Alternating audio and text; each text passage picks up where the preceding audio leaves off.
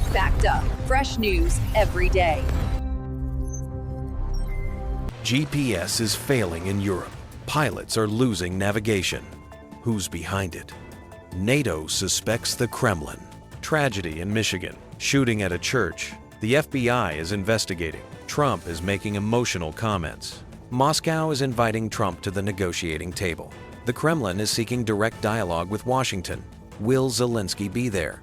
American missiles struck deep into Russia. The strike caused panic in Russia. Trump deployed American drones to South Korea, a response to Pyongyang's threat and pressure from China. Ukraine's borders will remain closed.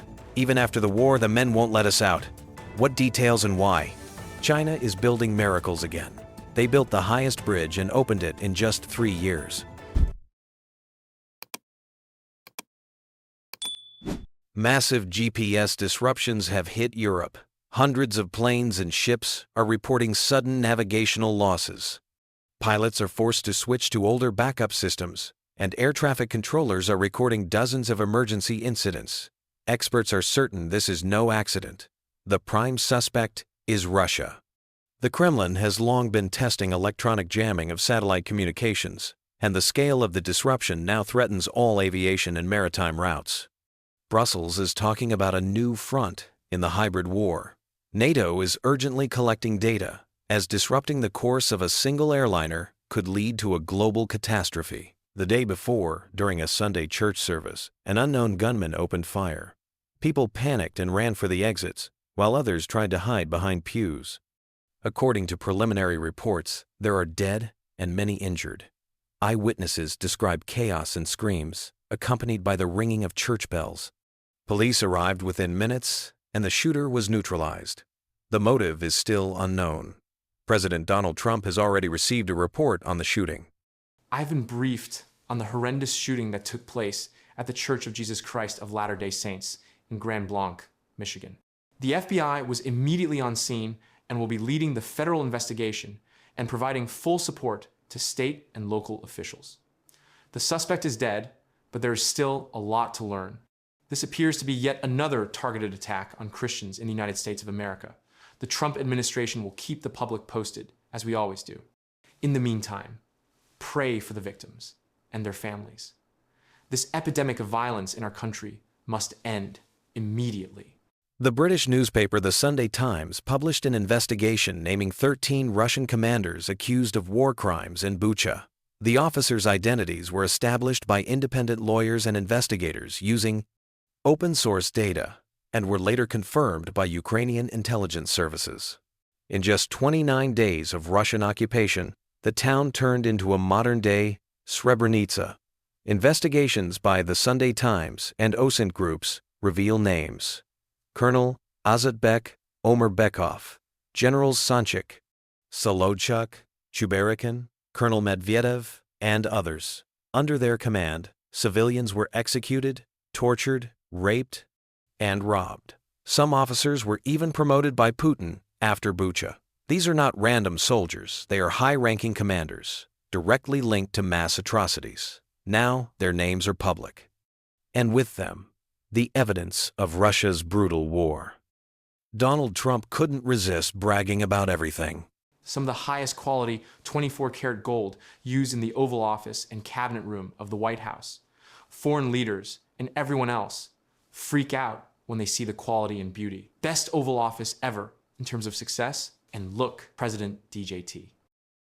UN Secretary General Mark Rutte stated his thoughts on the current wars in the world, and this is connected with America. We are in an age of confrontation. This is confrontation we did not seek. It was contrived in capitals working to undermine us: Moscow, Beijing, Pyongyang, and Tehran. Russia has brought war back to Europe and has teamed up with China, North Korea, and Iran to expand their capabilities and their ability to exert influence. But history shows that North America and Europe working together is a winning combination. Our adversaries know this. Our enduring commitment to NATO's Article 5, that an attack on one is an attack on all, sends a powerful message. Ukrainian authorities claim that even after the war ends, borders may remain closed to men, and mobilization will continue. Security officials claim Russia could attack again, so the army must remain on high alert. Analysts are calling this a war between wars, a grim forecast of permanent tension for millions of Ukrainian families. This means the impossibility of a quick return to normal life and easy reunions. The message is clear: peace may come, but demobilization will not. How would you describe this situation? Share in the comments. Explosions occurred in Belgorod, Russia, after Ukraine launched U.S.-supplied GMLRS rockets from HIMARS systems. Target: a large power plant.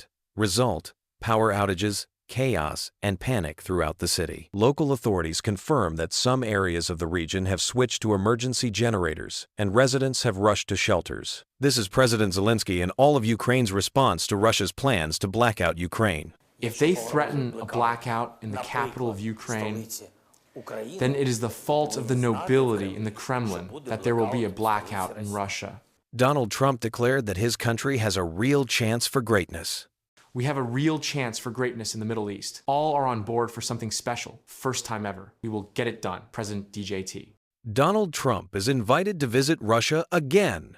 Reuters media outlet reported that Putin invited Trump to Moscow to discuss Ukraine and the Kremlin. Kremlin spokesman Dmitry Peskov confirmed. Russia is ready to host American officials and elevate negotiations beyond phone calls.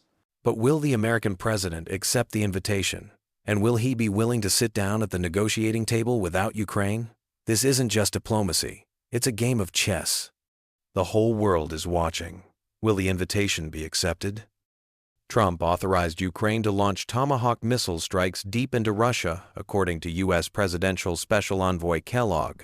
Just want to clarify, are you saying, though, that it is the president's position that Ukraine can conduct long-range strikes into Russia, that has been authorized by the president? I think reading what he has said and reading what Vice President Vance has said, as well as Secretary Rubio, the answer is yes. Use the ability to hit deep. There are no such things as sanctuaries. That's one of the reasons I believe that this last week, and it has been confirmed, that President Zelensky asked President Trump to get Tomahawk missiles. Which Have we given him the Tomahawks? Well, that decision has not been made, but he's asked. I know that President Zelensky did, in fact, ask for them, which was confirmed by a social media post by Vice President Vance. That's going to be up to the president to do it. Okay. U.S. military confirms deployment of MQ-9 Reaper drones in East Korea. The United States has officially deployed MQ-9 Reaper attack drones to the Korean peninsula. A new reconnaissance squadron has been established at Kusan Air Base, the first such deployment in the region. Lieutenant Colonel Douglas J. Slater has been appointed to command the 431st Expeditionary Squadron. According to the 7th Air Force, the MQ-9 seconds will perform key reconnaissance and surveillance missions in the Indo-Pacific region, enhancing rapid response capabilities. Washington emphasizes that this will strengthen its alliance with South Korea. Previously, the drones were stationed there only temporarily. Now they will be permanently based. China has unveiled a new engineering masterpiece, the tallest bridge in the world. The gigantic structure, built in just 3 years, was unveiled in Guizhou province.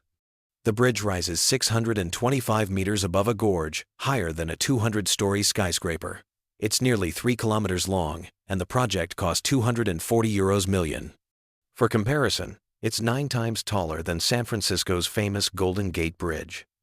Engineers call it a symbol of China's new era of infrastructure and a showcase of Beijing's technological progress.